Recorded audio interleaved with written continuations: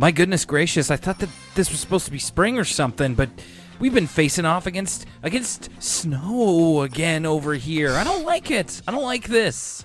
I feel like we've been unlucky with the weather, Will. Much like the Arthur kids have been lucky in the episode we're going to watch this week. Very true, Lucas. I think that's a very very astute observation. Yeah. Well, wait a second. Oh no, it's not going to be Friday the 13th. It's going to be Saturday the 13th. So not quite what we're going to be talking about today here on Elwood City Limits, the episodic Arthur podcast, recording to you in the dead of nighttime or something like that. My name's Will Young, and my co-host there is Lucas Mancini. That's my Friday the 13th sound effect impression. You know what? The first thing that I thought of, it wasn't actually the movie. It's the song by the Misfits, Friday the 13th. Oh, interesting. It's okay. I'm not sure if I'm familiar. It's okay. It's very late Misfits, so your mileage may vary on that, but it's all right. It's pretty good. Well, welcome everybody. This is indeed the last episode of Arthur Season 6 that we will be discussing today, and going to start here by switching things up a little bit. You see, one of the joys in life that I find is every once in a while, I open up my email and it says, "Hey, you got yourself a new patron over on patreon.com/Elwood City Limits," which is great. We love it. And thank you very much. Boy, do we ever. Yes. But what is, what's happening is, so normally when you listen to an episode of the show, there is a pre-recorded, listing off of the patron names. And honestly, we are getting new patrons at such a quick rate that I don't really have, not so much time, I guess kind of the patience to pre-record them anymore. What you're saying is it's a good problem to have. There's just too many people giving us money. It's a wonderful problem to have. So with your blessing, Lucas, I think what I'm going to do from here on is I'm going to move the patron announcements to the very beginning of our discussion here, and I will read them off live since they seem to be trickling in more and more. Is that all right with you? That is quite all right with me. I can't wait to hear these usernames. Well, Lucas, this episode of Elwood City Limits is brought to you by our patrons over at patreon.com/Elwood City Limits. Listeners like you, including Chander Lefave Boaton, Christine Wong, Christopher Eiffel, Crescent Fresh, Dan Mike Dawson Silva, Emily K, Froppy, Ian Collis, Jake Bailey, Joe Sue, our boy John Dulong, John Griswold. Is that Froppy of Class 1A from UA High School that's donating to the Patreon? The frog girl herself? I don't know what that is. Maybe? I could explain it to you, but I feel like it's better if I don't. Perhaps. All right. We also have our new patron, Kaylin Krogel, who I believe sent us an email this week as well. We also have Kevin Noon, Leanne S., Light Relentless, Macy Ball, Riley Stevens, Ross Ward, Sam Solero, Stella, and Teresa. Thank you, one and all. Welcome to our Patreon, and thank you for being our patrons. Are you excited to read that list out every week for the rest of your life? Or at least until we finish Arthur? Because I know I'm excited. Maybe we'll do shifts. Maybe I'll read it next week. Maybe. I'll have to make sure that I get the right one there next time. Okay, so we are all jazzed here. It's been a heck of a week. We're ready to get into this episode. But of course, before we are going to be taking a little bit of a break, and we'll explain that at the end of the episode, we got to read some emails here over at elwoodcitylimits@gmail.com. First one comes in from Dylan. Subject line, I went to school with celebrities. Lucas, this is wild. Get ready. Hi, guys. Is Dylan from like LA? Because I feel like that disqualifies you. I don't think so. In fact, I believe Dylan is Canadian, and we will find out why. You've piqued my interest. Hi, guys. So last week you were talking about going to school with famous people, and I did. I grew up in the same city as Mauro Ranallo. Oh, my gosh. Was taught home ec by Evangeline Lilly's father. So Evangeline Lilly of Lost and Ant-Man fame. No, it's a big get. We have to go back, Kate. And the ultimate claim is, I went to school with and saw him frequently in the halls and the gyms, from the authors of Pain, Acom. Acom's the ultimate get? I think that's pretty cool, I think. I live not too far from his house, if I may add. He was always on the wrestling team. Go figure. I've seen him around since elementary school. He graduated high school a year or two after I did, but that's my claim to fame. Well, there you go. That's actually pretty neat. I don't think I went to school with any wrestlers, except for, like, local wrestlers. Yeah, I don't think so either. That's pretty cool, especially that he was on the wrestling team. Yeah. Thank you, Dylan. Very interesting and nice claim to fame there. Our next one comes in from former guest on the show, John DuLong. Hey, fellas, long time no email. First and foremost, if you're after Montreal-style bagels, the spot on Wise Road that Lucas mentioned is the absolute first draft pick in the HRM. No other spot in the city compares. Again, I just love the listeners that are going to get all this this bagel discourse.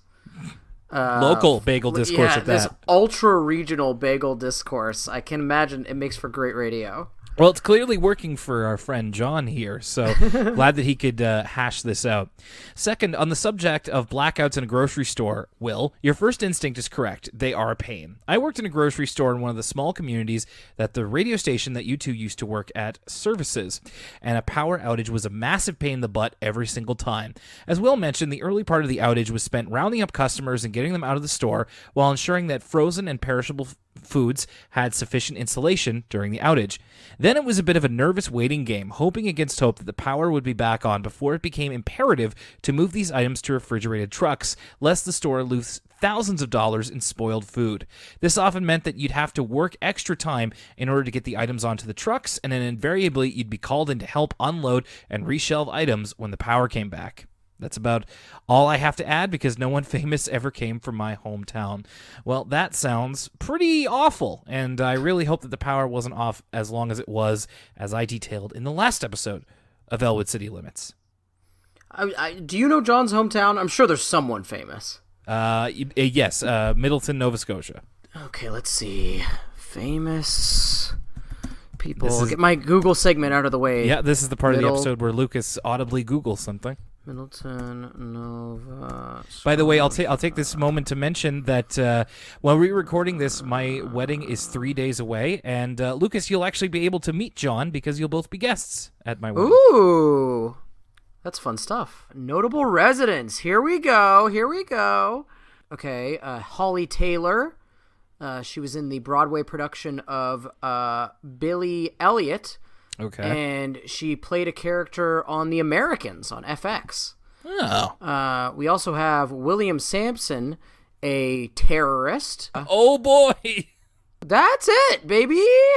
So, yeah, we have William Sampson, notable terrorist, British and Canadian national who was arrested in Saudi Arabia in the year 2000.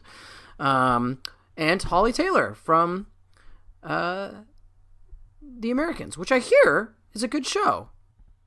This would have been pretty recently, too, around John's age. She's only 21. Anyway. Well, John wasn't whistling Dixie. It turns out that not a whole lot of people come from Middleton, but it's a small town. So thank you, John, for your email. Next one here is from Kelsey Marie, and it's called Ratburn's Puppetry Sets. First of all, wanted to say congratulations to Will on getting married or soon to be married. Thank you, Kelsey. As for Lucas, just wanted to let you know that Ratburn does continue on with his puppet shows and set building. He later on does more theater set designs as well. So we can look forward to that later in the show. As for the Arthur Marathon voting, I took part. I voted for The Ballad of Buster Baxter, Faraway Friend, and Lend Me Your Ear. They usually do Arthur Marathons right before a new season starts. According to Google Play, Season 2 airs on May the 13th. So all of you Arthur heads who are in the know, make sure that you mark May 13 on your calendar. Is May 13 a Friday? Well, could you imagine? It's a Monday, actually. So boo, even worse. Our next one is called NHL Draft Picks and Bagels from Christine. Hello, Will and Lucas. I just finished the episode where you discussed the episode with Michelle Kwan and Arthur's babysitter.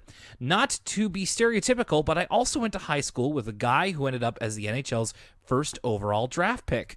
Of course, as with most number one draft picks in the 2010s, he ended up on the Edmonton Oilers. So unlike Nathan MacKinnon, he will not be in the playoffs. Outside of the hockey world, no one famous went to my school. The next closest person we have to a celebrity would be the local meteorologist. Well, they can't all be winners, I guess. Also, since the two of you had such a lively discussion about bagels, I thought I would inform you of a new craze that was sweeping the nation during the end of March: bread-sliced bagels. Lucas, have you seen this? I don't think I have. So instead of slicing a bagel down, with two, like you get two halves, instead you're slicing it like a loaf of bread, so you get like these vertically sectioned slices of bagel. Oh, they're like dippable. Interesting.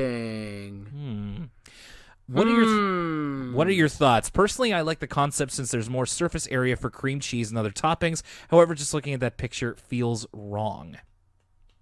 I mean, I could get with this, like the idea of like, I got something like a boursin, or spread some brie up on there. Yeah, I think I'm pro bread sliced bagel. The name could use a little work, but yes. I'm willing to give it a try. I think that there could be something here. The optics of it are very strange to me, but that's okay. I mean, just because it's different doesn't mean that it's, not as good. Thank you for letting us know about this, Christine. I'm glad that this bagel discourse, as you said, touched so many people. Congrats, Will, on your upcoming wedding, and best of luck, Lucas, on your studies. And finally, we have an email from a new patron, Kaylin. Bonjour, Will and Lucas. Elwood City Limits is Sonic Gold. Well, that's a new one. We're going to have to put that on an ad or something. I discovered it several months ago, started listening from the beginning, currently on episode 68, so you've still got a few to go, but that's pretty good. Admittedly, I'm bad at sticking with podcasts I enjoy, but yours has been the exception. I joined Patreon for the sole purpose of supporting ECL. Thank you very much. As a 28-year-old Arthur fan, it resonates with me on so many levels. It's comforting to know I wasn't alone in loving the show. One of my earliest memories of social anxiety was when I took my new DW umbrella to school in 3rd grade. Suddenly, I felt deeply self-conscious and feared someone would make fun of me for liking a baby show. Now, IDGAF, and wish I had more Arthur swag. Me too. Your milk bag discussions, remember those? Brought back fond memories of my first exposure to milk bags. Here's a milk bag prank story. Okay, I'm locked in, baby.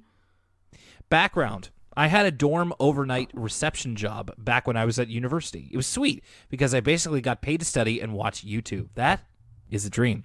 The basic job duties were scanning resident IDs and checking in their guests for security. Supervisors had to make rounds to check for propped side doors, stop people sneaking in, and other shenanigans. On duty, they had keys to many locked areas of the building. I was promoted and had to shadow an experienced supervisor. While training me, he showed me how you could open the front of the milk machines in the dorm cafeteria. Inside, there were big milk bags with thick tubing to dispense the milk. He clamped the tubing using the prongs of a fork, so in the morning, the cafeteria workers would be confused why no milk was coming out. Apparently, he did this prank very often. It was funny, sure, but I realized looking back how immature it was for someone in their mid-20s to be doing that. How antithetical to the job description. Also, how did he not get caught? I guess I thought it was charming at the time because I ended up dating this milk bag prankster for over a year. Plot twist. Wow. Well, Kaylin, that's a story. It's like a tree branch. It just leads to more and more stories. I hope you enjoy these anecdotes. Sorry the email is long. Feel free to share a portion. My last name is said Krogel, if you're curious. Sorry if I got it wrong earlier. Kaylin, and thank you for your email. And it seems that people are still discovering our thoughts on milk bags. Really buried the lead on that one. I appreciate being left in suspense until the end. Always a good roller coaster ride. Thank you, everybody, for your emails over at elwoodcitylymits@gmail.com. Okay, no more fussing around. Let's get into it. It's the final episode of Arthur Season 6. It's a door closing on a lot of chapters here in Arthur. And, we actually get a little bit of a throwback here in the cold open for Arthur Loses His Marbles. We're talking about, once again, how gosh darn great Grandma Thora is. Yeah, that's right. My grandma's so great. She loves gambling. It's very much kind of a grandma thing to be that into bingo. We also get some season 1 footage of Arthur with the chicken pox and Grandma Thor giving him a back rub. It's always interesting to see the comparison between the animation of quote unquote today, like season 6, and then 6 years earlier in the debut episode of Arthur. I mean, I don't want to cast any dispersions, but I will say I kind of liked how it looked in the old one a little bit more. There's a definite je ne sais quoi to the style that really helps. I just feel as if it makes it pop. The further we're gonna go from season 1, the less hand drawn everything's gonna look, and that's what makes. I understand why, but it's still when you put them in stark contrast like that, it's like, oh yeah, oh. So Grandma Thora repairing DW's Mary Moo Cow, giving Arthur a back rub, and then also being there for DW for emotional support with a new sock puppet friend. And I wonder if this is the throwaway character of the week, Stinky McTavish. Now, Stinky McTavish technically isn't his own character because he is partly Grandma Thora. Mm-hmm. Very true. Very true. And I'm trying to think if there was any other throwaway characters of the week. I mean, if I don't give it to Stinky McTavish, I'd probably give it to one of the Mighty Mountain baseball players because we get some great looks from them later on in the other episode. But I think Stinky McTavish does have a line, which most of the throwaway characters of the week have had thus far. So I guess he takes it. For any of you who are keeping up on the Elwood City Limits Wikia that doesn't exist, Stinky McTavish is our throwaway character of the week this week. You never know. Hey, somebody might be sitting on an Elwood City Limits TV tropes page as we speak. Exactly.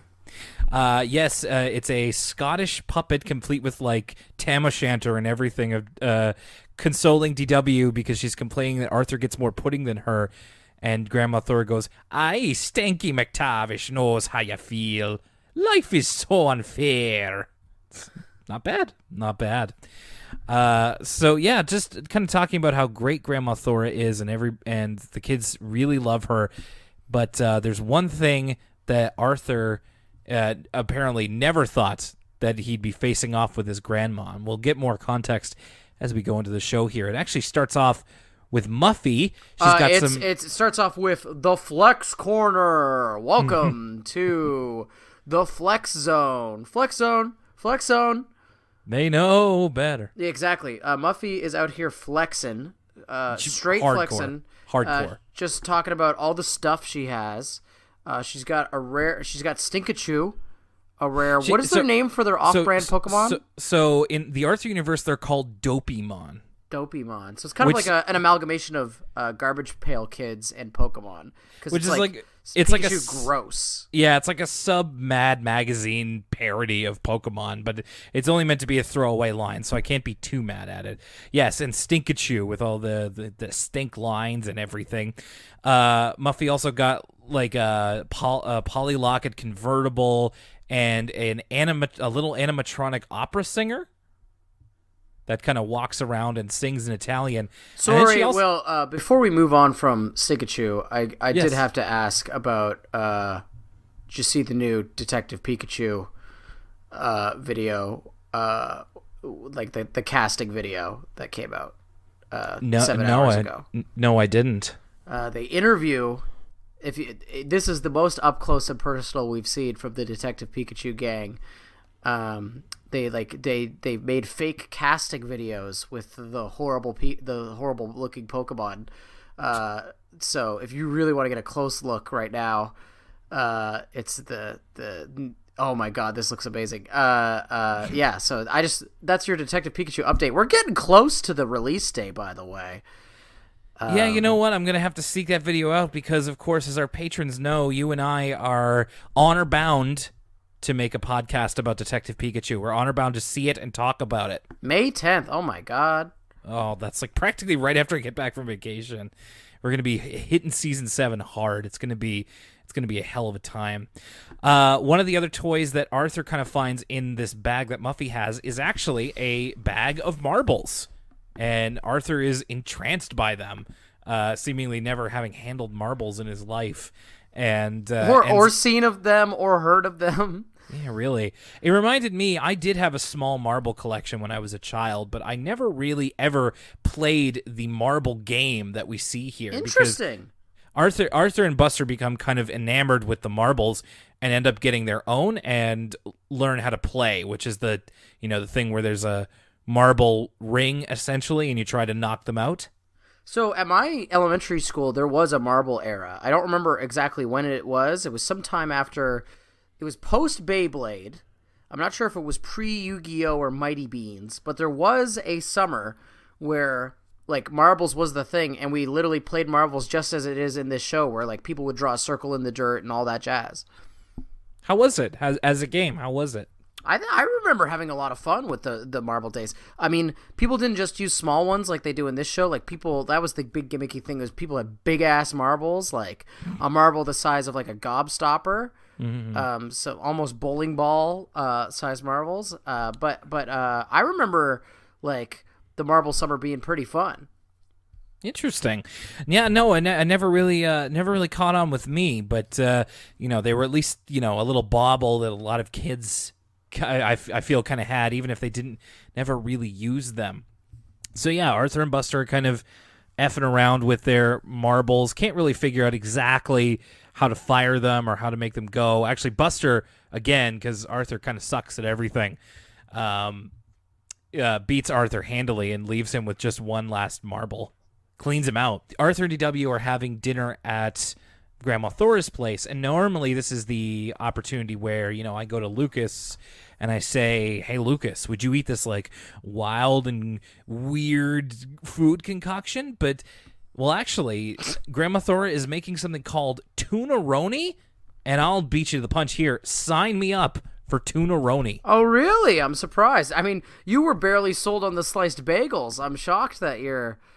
I'm not against the sliced bagels. The fact that we even have to consider you not eating the sliced bagels, though, is what I'm talking about. Like, okay. Usually we got to sell you. Tunaroni is a real thing, by the way. I'm looking at a recipe right now for Tunaroni salad. Well, and essentially it sounds like tuna helper. Like I've had my fair share of tuna helper in my day.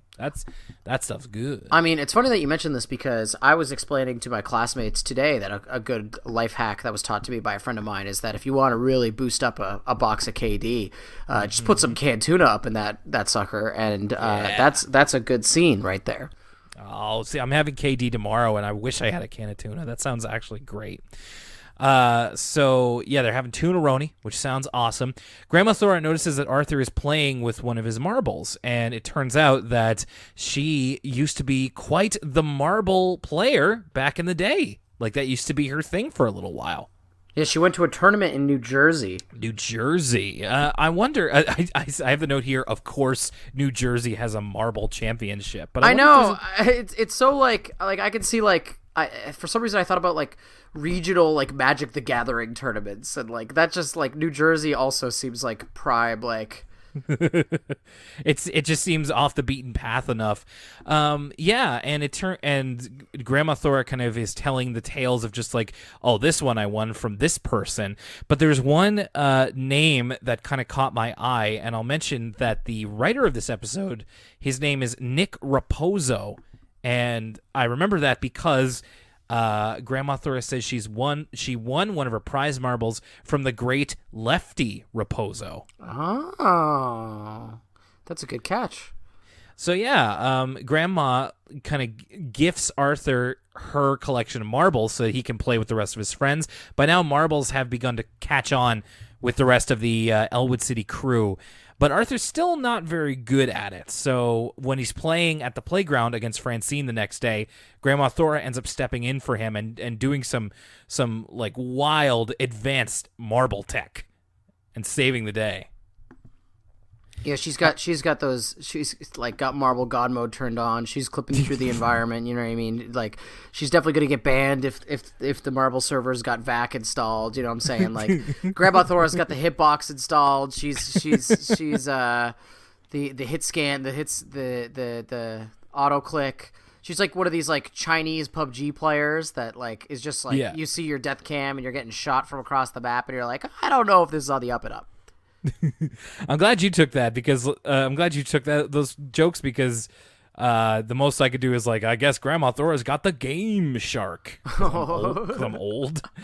I also liked here at the end of the game, Arthur's like, look at all the marbles we won. And then Grandma Thora says, oh no, Arthur, that we don't play for keepsies. For keepsies, she says.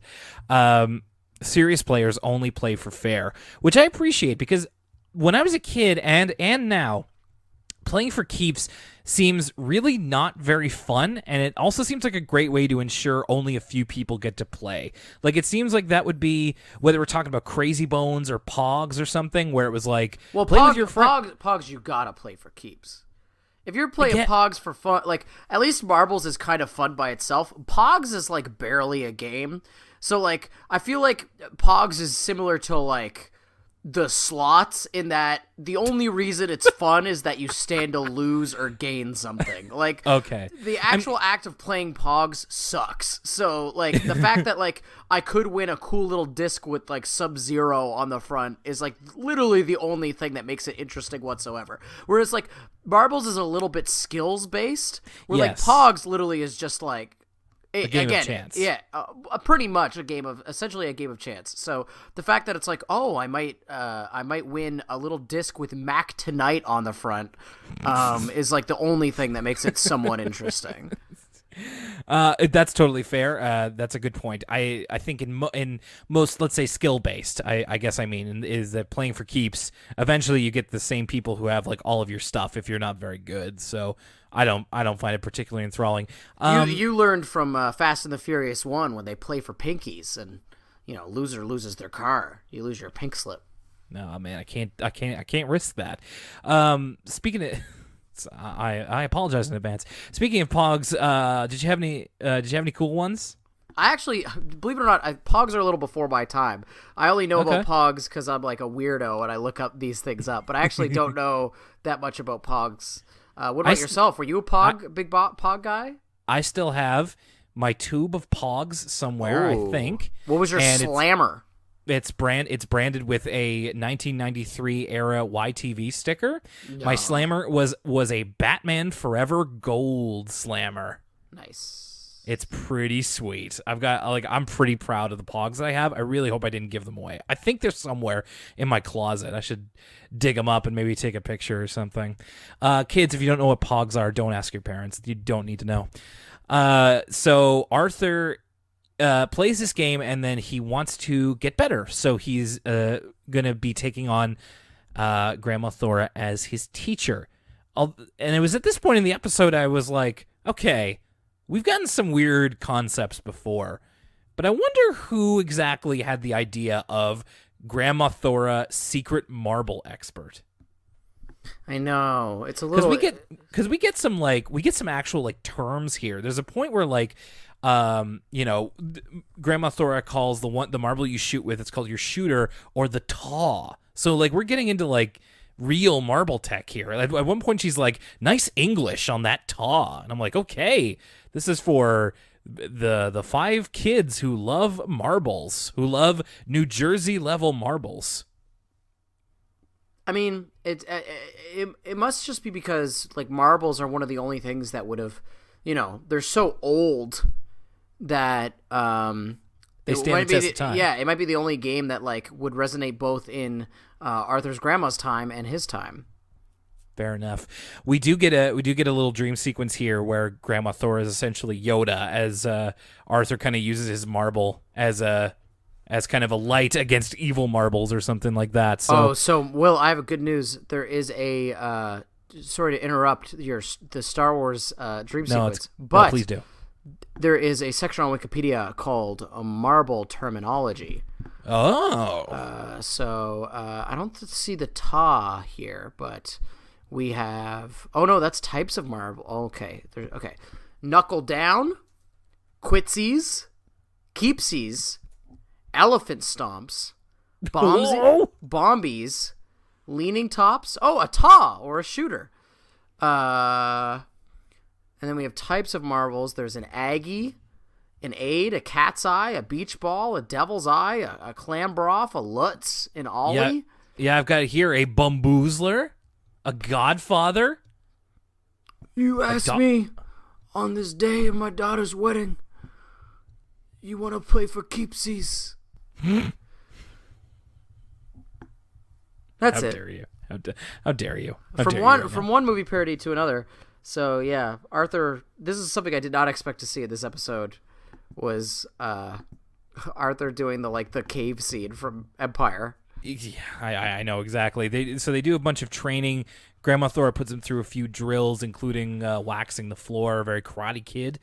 And then they decide to do an Elwood City marbles tournament to determine the champion because they can't all go to New Jersey, and they're concocting an ice cream, a giant ice cream sundae as the grand prize.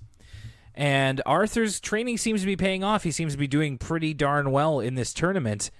But then it turns out that Arthur will be facing, at the end of the tournament, Grandma Thora, secret entrant Grandma Thora.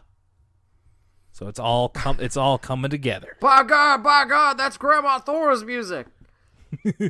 This is now a no disqualification marbles match. Since when? Since when? You're gonna be in a tag team match with The Undertaker against Randy Orton. What was Teddy Long's thing? He was like, what would he call people? What was his catchphrase? Playa. Playa. You're gonna be in a tag team match, playa. So Arthur is immediately shook.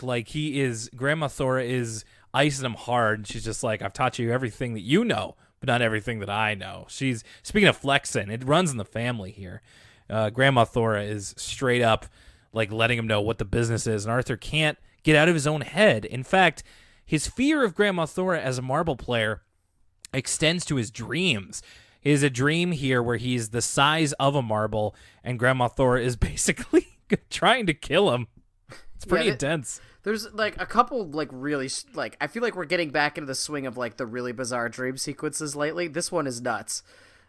We even get talking ants. We get it reminded me of a Bug's Life. Bug's Life or ants. Yeah, either one. Yeah, talking ants that are wheeling away a blueberry, and then almost get squashed by Grandma Thora's marble. And giant Grandma Thora pretty much kills Arthur. But thankfully he wakes up, so he didn't die in the dream, so he didn't die for real. Actually, now that I think about it, this is one of two dream sequences in these sets of episodes where the protagonist dies. It's pretty intense, yeah. I know exactly what you mean. We're gonna get to that in the next story here. Yeah, you're right. There's a weird theme of child death in these. It's like the new It movie or something. So Arthur decides that kind of off screen, he eventually tells Buster, I've decided that I'm going to lose on purpose. Yeah, he's going to take the fall. Pride only hurts. It never helps. Mm-hmm. So in order to save Grandma Thora any heartache, but also to kind of save himself, because he doesn't want the embarrassment of being beaten by his grandmother. So essentially he just kind of does the finger poke of doom, the marble version, and kind of just does all these whack shots. But Grandma Thora sees through this pretty easily and then accidentally steps her foot inside the ring, which is immediate disqualification. And that means that Arthur wins the tournament, which this feeds into the end of the episode. It's just if you think about it, Grandma Thora winning, I mean, Arthur did say he would be embarrassed if his friends saw him lose, but also if Grandma Thora won, she ain't eating all that ice cream by herself. You're going to get some of that. That's true. I didn't even consider that. Come on. Maybe he might have to share it with DW or something, but that's gonna be mostly yours, dude. I mean, he does get it all. This is smart. I didn't even. This did not even cross my mind. But you're doing some good game theory here, Will. It would have been better just to have some collusion with Grandma Thora, and even if she wins, you get some of the prize. It's true. This whole thing is rigged. It's like McMahon Helmsley. It's all rotten from the top to the bottom. The fix is in here, and also you have this marbles tournament ending in just boring minutes of play where Arthur is missing shots, and then it ends in a disqualification. What a crappy game of marbles. Yeah, it's a real screw job finish. Yeah, and then essentially the episode ends with them in the ice cream shop, and kind of with the lesson of, wouldn't you rather have won a good game than lost a good game than won a bad one? And then Arthur's like, yeah, I guess, but I could have had you here and here. So they've got something else to bond over, I suppose, with marbles. And he's using there's a lot of spherical candy on the sundae, so he's kind of using it to outline it. And yeah, that's where we end off.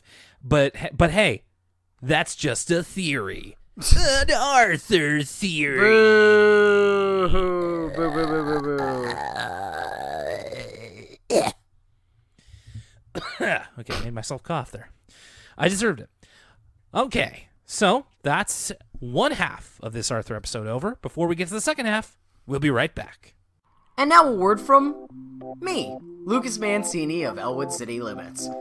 Don't forget to chat with your Elwood City Limits pals on social media with facebook.com/Elwood City Limits or at ECL Podcast on Twitter.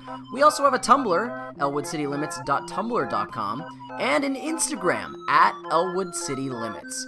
If you want to send us a question, send us an email and get it read on the show at elwoodcitylimits@gmail.com. You can find the entire episode archive at elwoodcitylimits.libsyn.com or on your favorite podcast service. If we aren't on your preferred podcast app, let us know, and we'll do our best to get on it. Thanks as always for supporting us here at Elwood City Limits. Now, back to the show. And back. One of these days when we come out of the "we'll be right back" break, I want us to be like in mid-sentence, like I'll be telling like a hilarious story, and the listeners will just have to use their imaginations to think what I was talking about in the first place. Do you want to like I'll be like, oh no, this is all staying in. Do not remove any of this from the podcast. I'll be like, and that's when I told it, like something like that. But alas, that's not this time. What episode are we talking about today? Man, you're breaking this whole medium apart like you're Eric Andre. You're just pointing out the foibles of everything.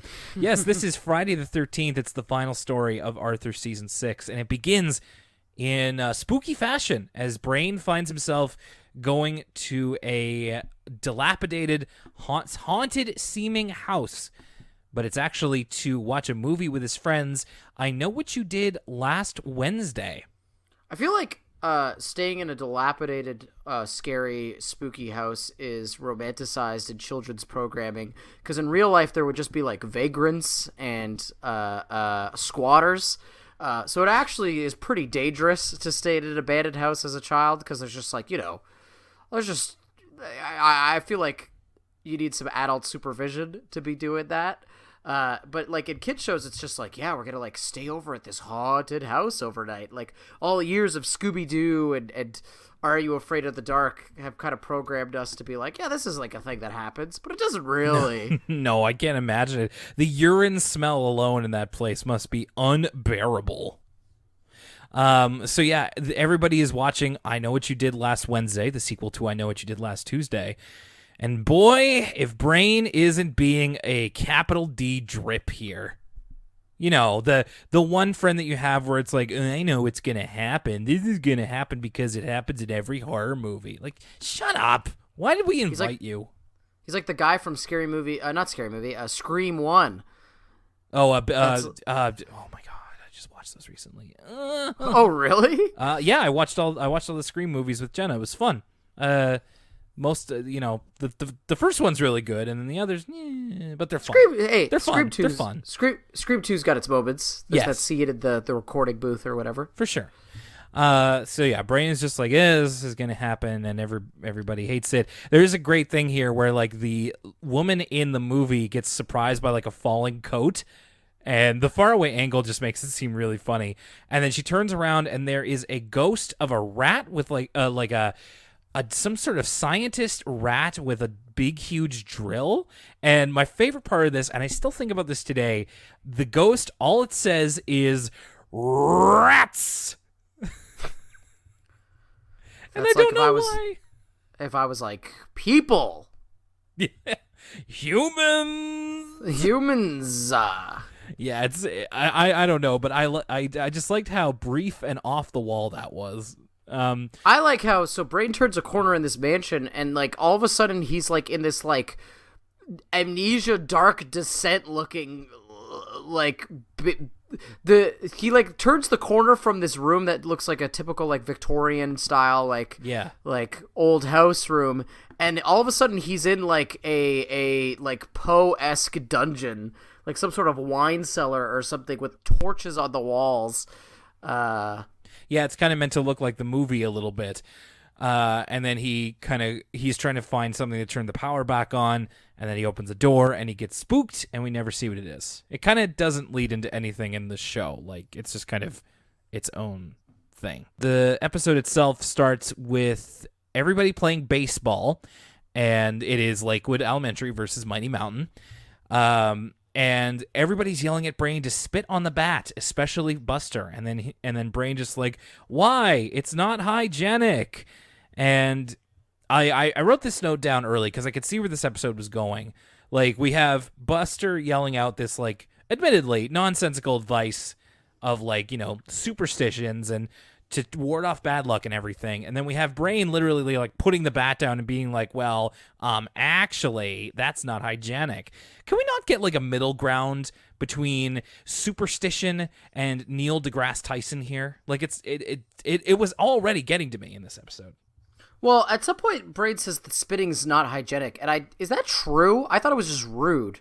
But he says, like, spitting can spread diseases. I mean, like, if you spit into someone's open wound, maybe. But, like, spitting on the bat, like, I don't know. I mean, if you yourself have a disease, I wouldn't recommend spitting on things. But, you know, yeah, no, it's like... By the way, are you superstitious at all? I mean, like, do I know, like... I ostensibly, I know that, like, okay, the human brain is inherently bad at probability. It's why we do things like gamble. Yeah, is because where it's inherently hard for humans to conceptualize things like probability, and there's like the allegory of like 100 doors or whatever that explains that. So I understand that none of that stuff's real actually, but.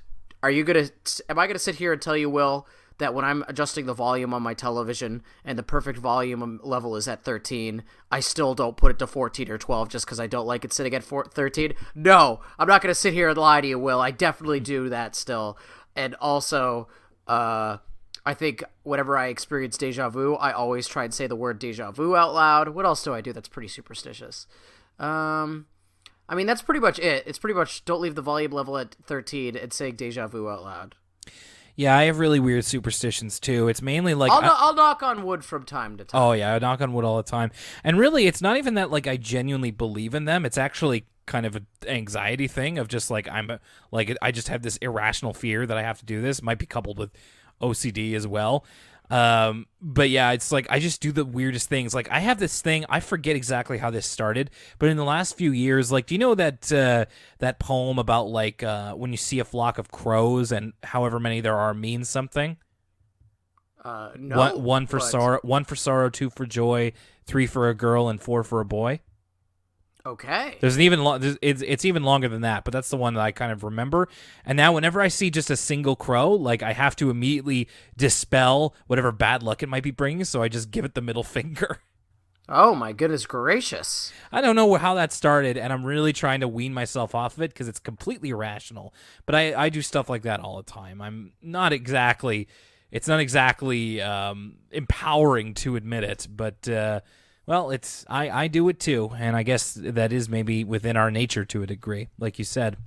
So everybody is talking about Lakewood loses the baseball game because apparently Brain didn't spit on the bat, but everybody's kind of saying that, you know, oh, we got bad luck, or Mighty Mountain's luck was better than ours, and Brain's getting real mad. He's just like, bad luck isn't real. So he's determined to prove. Like we see examples. This isn't the first time, but this part kind of reminded me, and this is the second time I've done this, believe it or not, but it kind of reminded me of something in the Silver Linings Playbook. I think I've compared Arthur to the Silver Linings Playbook before. Okay. Yeah. But there's that whole subplot in the Silver Linings Playbook about like Robert De Niro's character is like hyper superstitious. Yes. When it comes to like sporting events, and he has a very specific routine of like what side of the couch the remote has to be on, and all that kind of stuff. So that kind of reminded me of that. Yeah, and it's like hinted that that's where Bradley Cooper's character's history of like OCD and all that kind of stuff comes from, is that his dad kind of low key has obsessive compulsive disorder,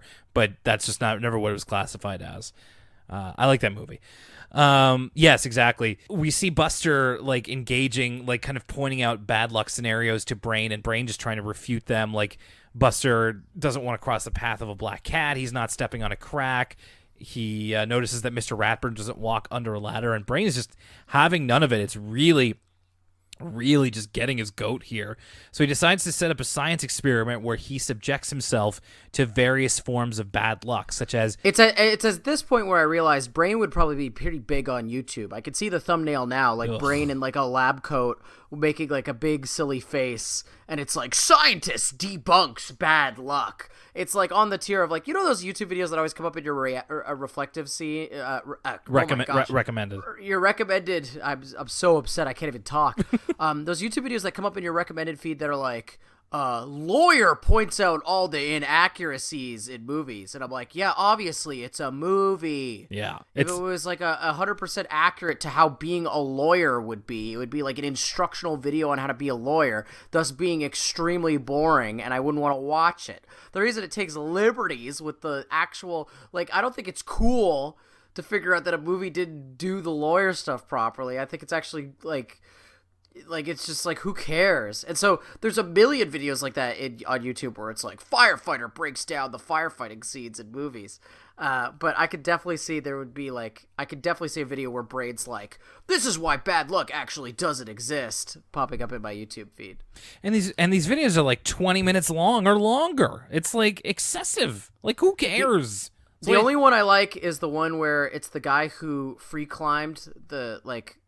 That guy, the movie won an Oscar. I forget what it was called. Yeah, the documentary about free rock climbing or whatever it is. Yeah, they got that guy. GQ did a video with that guy where he breaks down all the rock climbing scenes in movies, and that video is actually pretty sweet because that dude like gets really excited about like he like when they're watching Cliffhanger, he's like, this is ridiculous, but he's like got a big smile on his face. So it's not just one of the like the lawyer ones are like unwatchably bad because the guy's like, oh, this is so wrong, like he's incensed, and I'm like, well, dude, it's like a movie or show.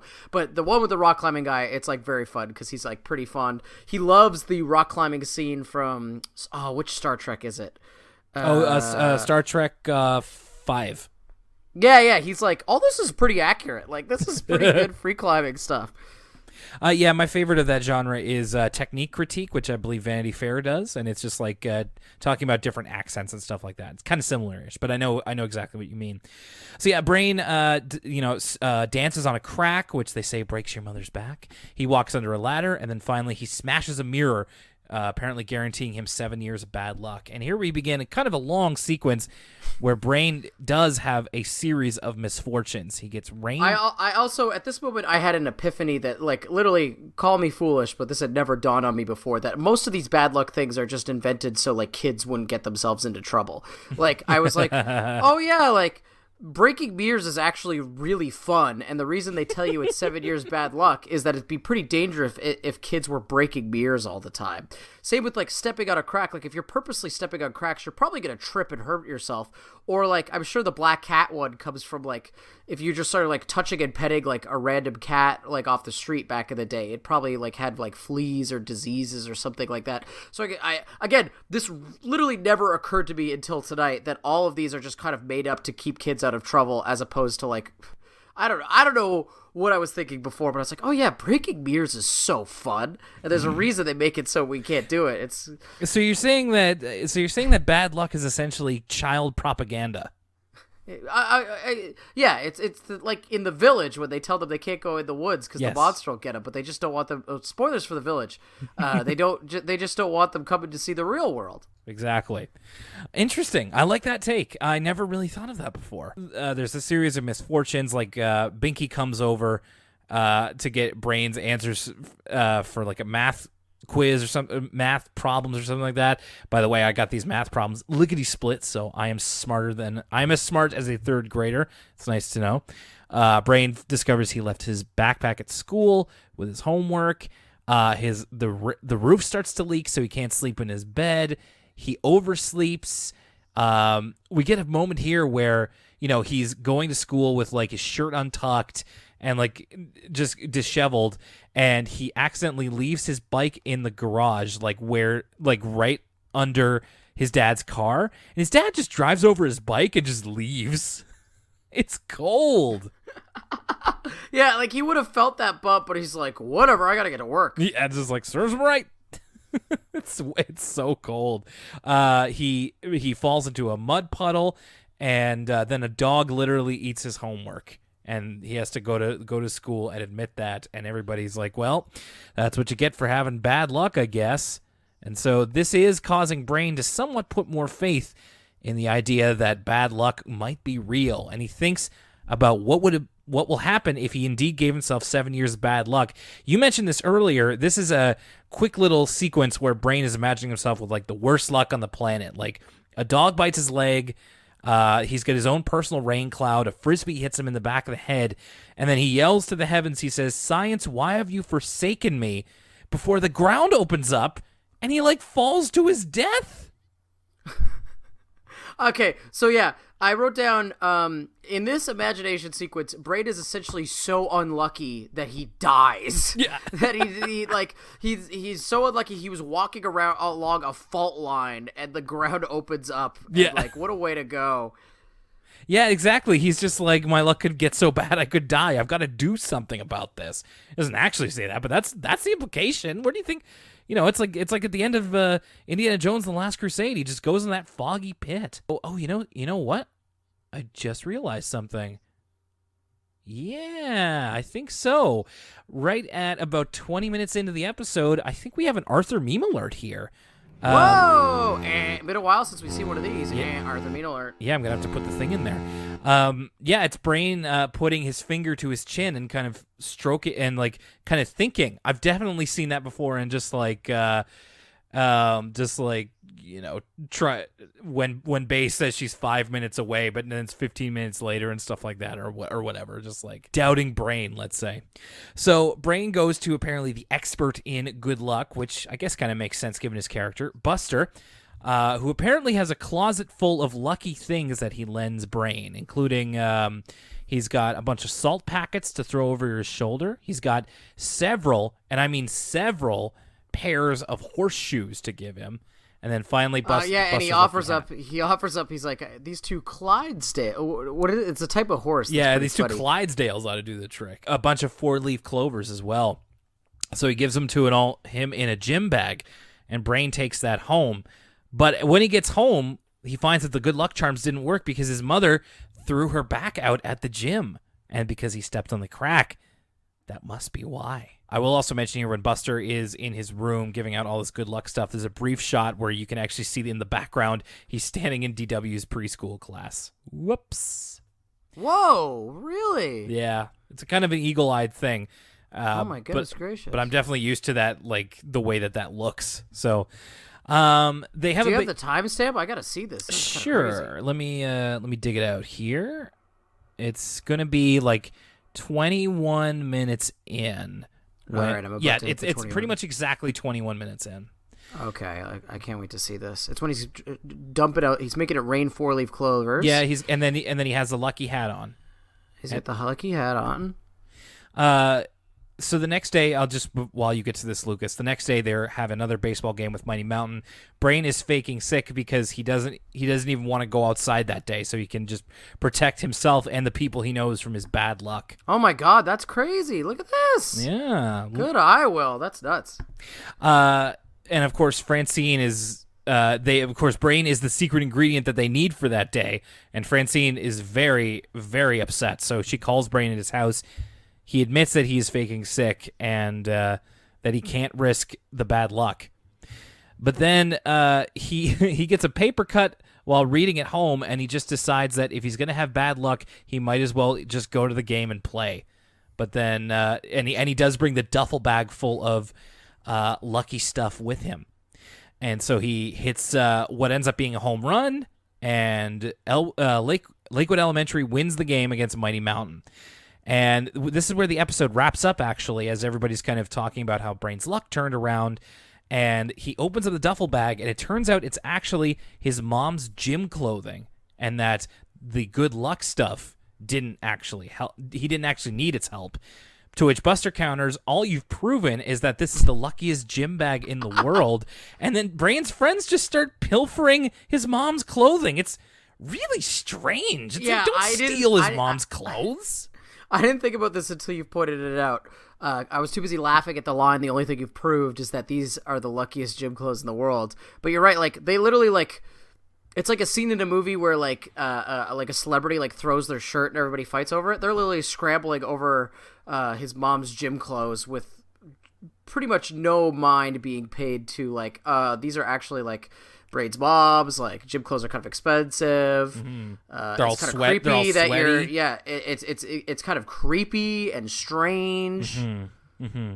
Yeah, it is weird. And then pretty much, like, the final line here from Brain is that, like, everybody walks away, like, fighting over the gym clothes, and then literally Brain just goes, if you can't beat him, join him, and hops over the cracks on the way to meet up with his friends, and just like, oh, that's really it, huh? Like, if you can't beat him, join him. Okay, well, we'll talk about that in a second. All right, the final episode of season 6, Lucas. Let's get our thoughts out here while the night is young. What did you think of Arthur Loses His Marbles? Arthur Loses His Marbles is probably the fewest notes I've ever written down for an episode of Elwood City Limits. Dude, both of these episodes, my notes are the barest they've ever been. I have a grand total of 1, 2, 3, 4, 5, 6, 7, 8 notes written for Arthur Loses His Marbles, one of which is weird moral. But, like, I remember when I was a kid, I really liked this episode because I think I just inherently I was a little kid, so I liked any of the episodes that are about collecting stuff or, like, fads. Like, we talk about this in the Woozles episode. So I kind of liked this one when I was a kid. I remember this one. But watching it as an adult, I'm like, there's not a lot to take in with this guy. And also, I think narratively it's a little bit messy in that it's just kind of confusing. What's, like, Arthur's grandma's motivation? What's Arthur's motivation? Like, Arthur's anxious about losing to his grandma, but it doesn't really make any sense. And then he, like, also just loses anyway on purpose. And then in the end, it's like, oh, it's better to try and to have lost than to not try, which I guess is the moral, but it's all kind of just unclear and not that interesting, personally. Yeah, I kind of agree. I will give them points for kind of doing something that's really off the wall when you think about it. It's like I said, like, the idea of Grandma Thora is secretly amazing at marbles. Just like, yeah, and Arthur must defeat his own flesh and blood in a contest of... Again, though, like, it's one of those things where it sounds a lot more interesting when we're describing it than actually watching the episode. Like, yeah. It really goes by super quick, and normally that's, like, more of a compliment, but this is just like, oh, there's literally not that much to this episode at all. That's kind of strange. There's almost nothing to say about it. It did kind of give me a little bit of a fun flashback to, like, when playing with marbles was, like, the kid thing to do, and maybe it still is to a degree, you never know. But yeah, it's just kind of, there's nothing really wrong with it. It's just not super notable either. It's just kind of, like... It's fine.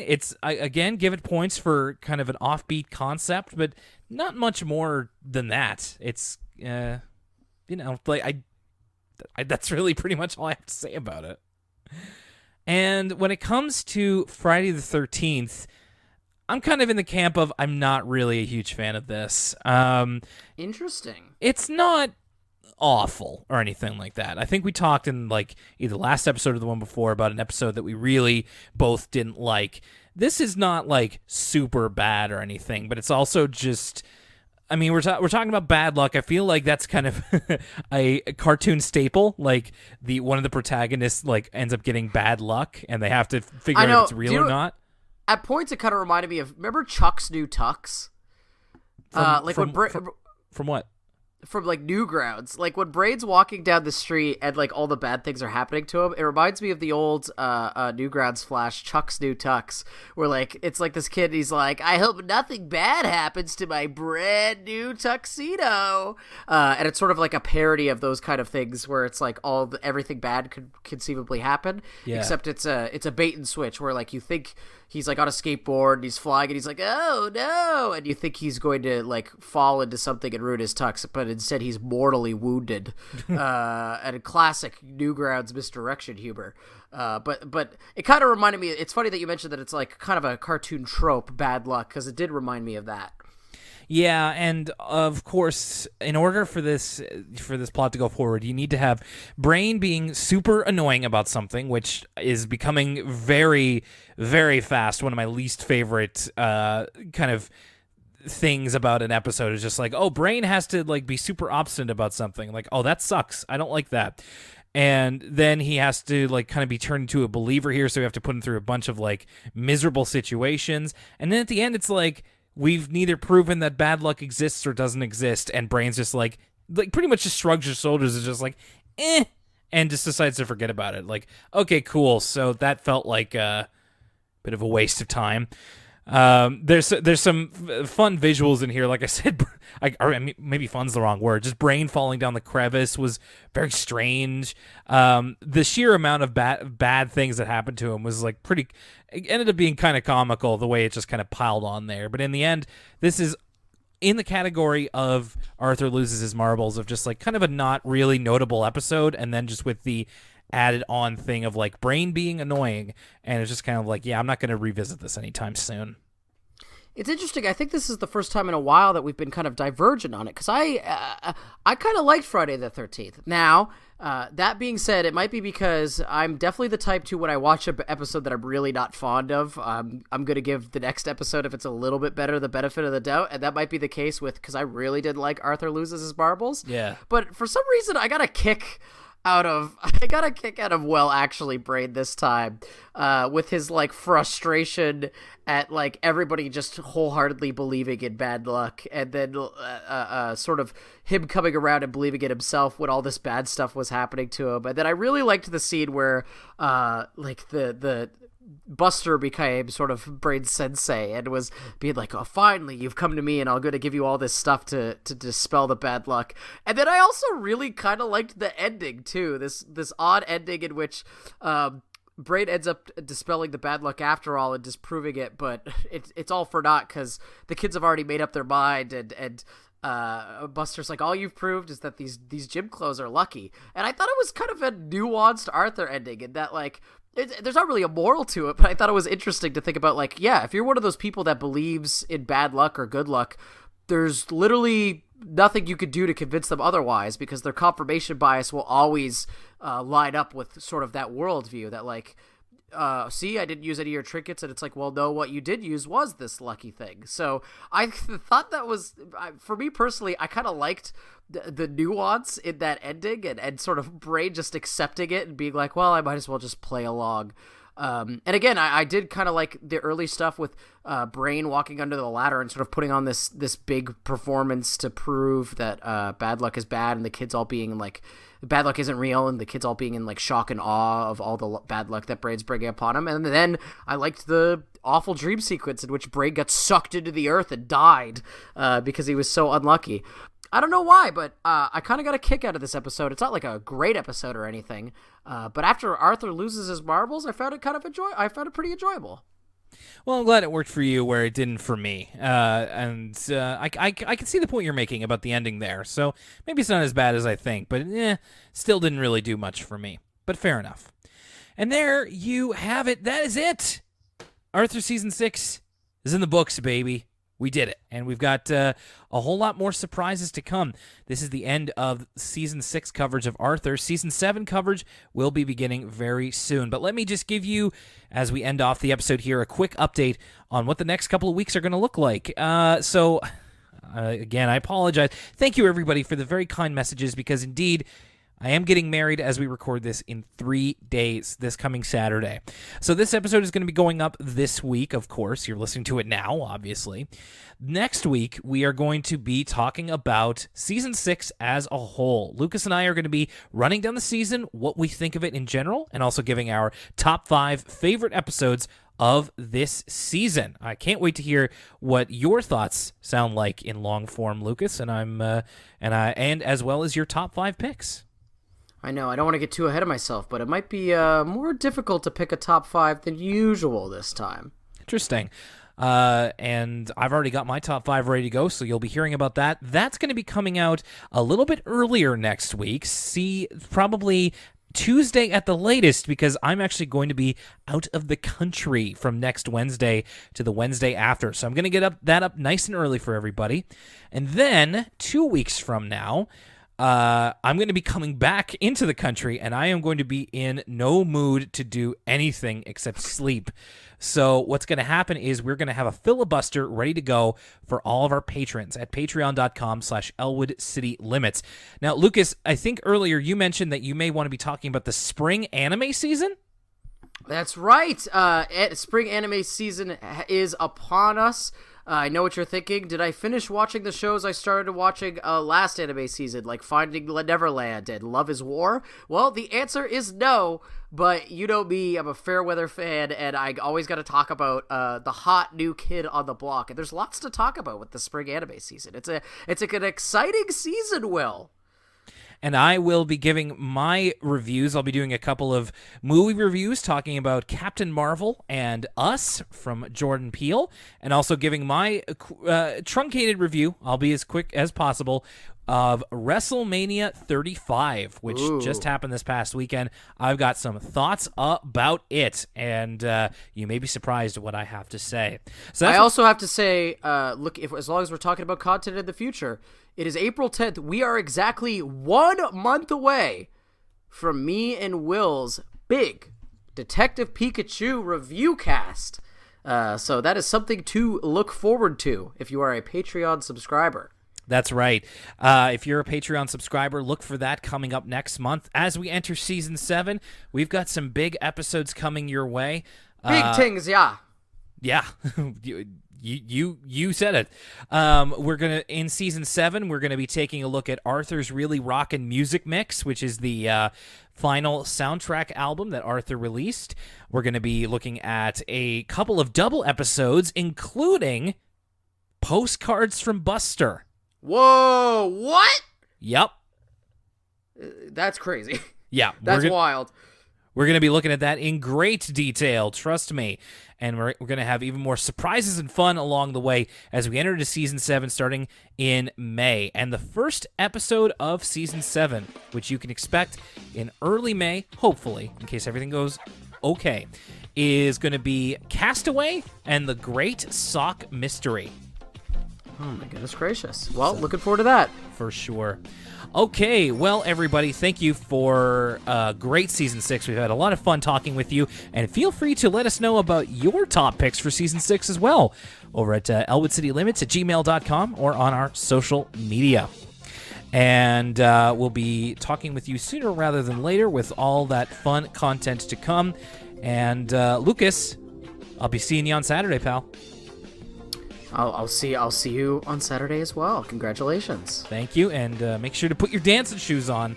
We're going to cut a rug. You're going to have to teach me how to floss, all right? Okay, I definitely will. All right. My name's Will Young, and that's the end of Arthur Season 6. For Lucas Mancini. Did Francine try to sign up twice? We'll see you in Season 7.